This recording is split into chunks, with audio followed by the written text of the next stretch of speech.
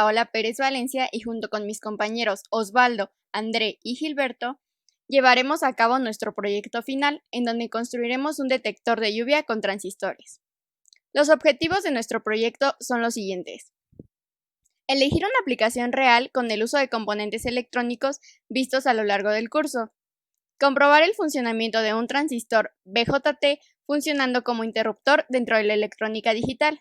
Así también como comprobar el funcionamiento de un transistor BJT funcionando como amplificador dentro de la electrónica analógica. Las problemáticas que deseamos resolver con nuestro circuito son activar los parabrisas de un automóvil, alertar a las personas cuando lloverá con el fin de guardar la ropa tendida y evitar que se moje. Y finalmente, para saber cuándo cerrar la cajuela o las ventanas de un automóvil. Buscamos resolver estas problemáticas proponiendo la siguiente solución. Crear un detector de lluvia con 2 transistores, cuyo objetivo será alertar a las personas cuando inicia la caída de lluvia a través de un sensor de lluvia. Antes de comenzar con el desarrollo de nuestra propuesta de solución, debemos tener en cuenta algunos conceptos. Para empezar, debemos conocer cómo es el funcionamiento de un transistor como interruptor. Dentro de la electrónica digital, un transistor como interruptor controla el paso de corriente entre el colector y el emisor. Por lo tanto, sabremos que cuando el interruptor se encuentre en 1 o en estado de alto, el transistor se encontrará en la región de saturación. Por otro lado, mientras este interruptor se encuentre en 0, hablaremos de que estamos en la región de corte. Por otro lado, cabe destacar que también debemos tener en cuenta el funcionamiento del transistor como amplificador. Dentro de la electrónica analógica, una pequeña corriente de base permite pasar una corriente entre el colector y el emisor mucho más grande. Es decir, la corriente de entrada se amplificará a la salida. Otro elemento fundamental dentro de nuestro circuito son los capacitores. El funcionamiento del capacitor se basa en que cuando se conecta a una fuente de voltaje, una de sus placas pierde electrones, mientras que la otra los gana, como lo podemos observar en esta imagen. Por otro lado, el material dieléctrico que se encuentra en el centro del capacitor en medio de las placas metálicas sirve para que estas últimas no hagan contacto entre sí. A continuación, mis compañeros André y Osvaldo les hablarán sobre el desarrollo del circuito. Bien, iniciaremos con el desarrollo del circuito. Lo primero que hay que ver son los componentes que vamos a necesitar. Los componentes que vamos a necesitar son un transistor NPN BC548, un transistor PNP BC558, una resistencia de 47 kiloohms, una resistencia de 1 kiloohm, un condensador de 0.01 microfaradios, un parlante o un buzzer. Además de eso, también necesitaremos un sensor de lluvia que va a dar la señal para que haga su funcionamiento el circuito detector de lluvia. La resistencia de 47 kiloohms es la que ocuparemos para transmitir la señal que nos va a dar el sensor de lluvia al circuito detector de lluvia. Y el resto de componentes serán propios del detector de lluvia. Ahora explicaremos el funcionamiento del sensor de lluvia. En esta parte podemos observar de qué se compone un sensor de lluvia.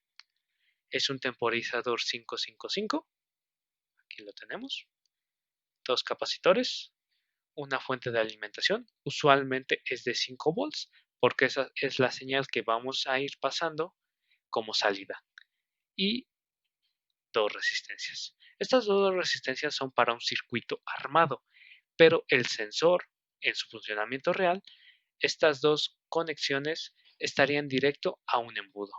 ¿Y por qué a un embudo? Por la conducción. Vamos a aprovechar la cualidad del agua de conducir electricidad y cuando se junte la suficiente agua en dicho embudo, o sea, cuando ya se note una caída de agua constante, hará que pase la corriente. El valor de la resistencia prácticamente se anulará y hará un paso de corriente que activará las señales en alto del temporizador 555. Mientras no tenga la suficiente, no dará en alto.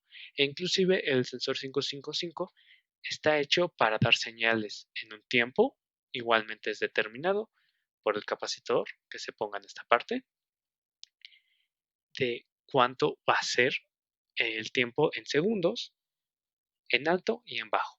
Pero al hacer ese paso de corriente ya podremos activar la parte del detector de lluvia del circuito.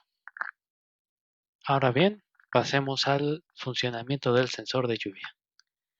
En la simulación ya activa, lo único que hace es dar los pulsos. Esto es debido a que el sensor de lluvia actúa de forma ideal, en este caso, se mantiene constante y los pulsos a su vez.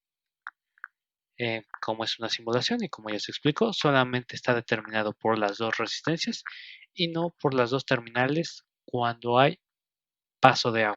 Ahora analizaremos la parte derecha de este circuito, donde como pueden ver nos encontramos tanto con una resistencia, así como las fuentes de poder que simulan las pilas de 1.5 volts para suministrar 3 volts a todo el circuito, y los dos transistores, como el capacitor, que nos apoya al funcionamiento de oscilamiento.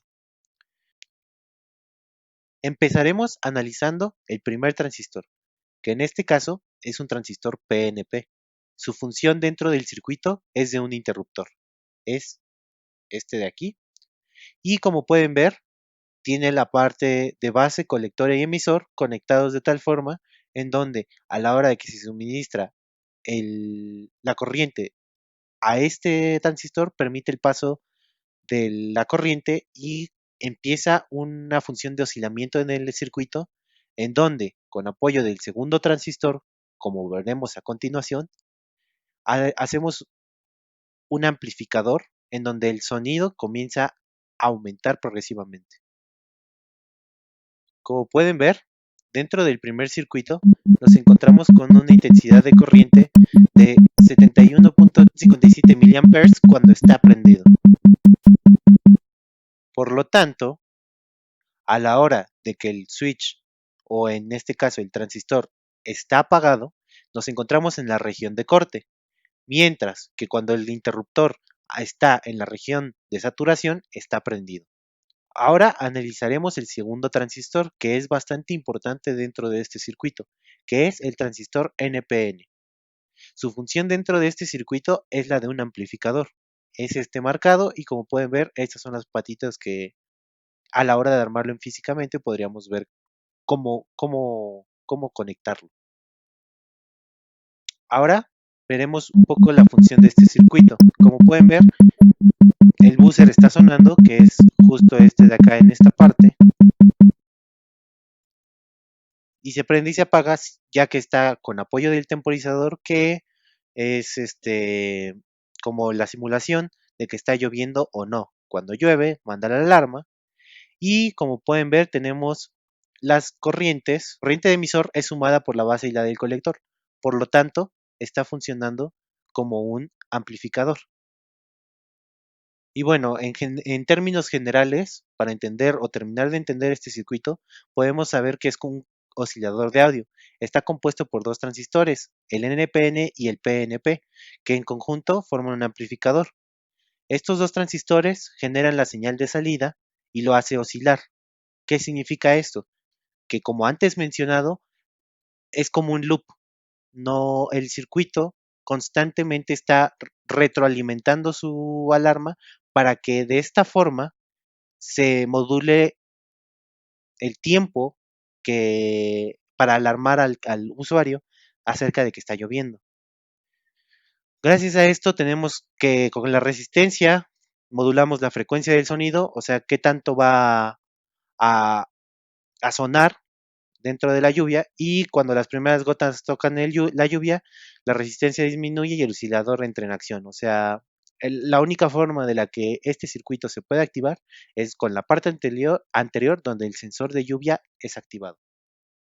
Ahora mi compañero Gil les dará la conclusión de esta práctica. Como conclusión, tenemos que después de haber realizado el circuito, fue posible observar el comportamiento de varios de los componentes electrónicos vistos durante el semestre, lo cual ayudó a entender mejor tanto su funcionamiento como también de qué formas podemos encontrarlos en el campo laboral e inclusive día a día.